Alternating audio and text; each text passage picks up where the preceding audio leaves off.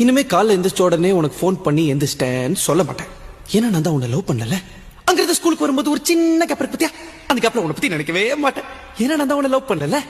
Teacher class நடத்தும் போது பாடத்தை மட்டும் தான் கவனிப்பேன், உன்னை பத்தி நினைக்கவே மாட்டேன். ஏன்னா நான் தான் உன்னை லவ் பண்ணல.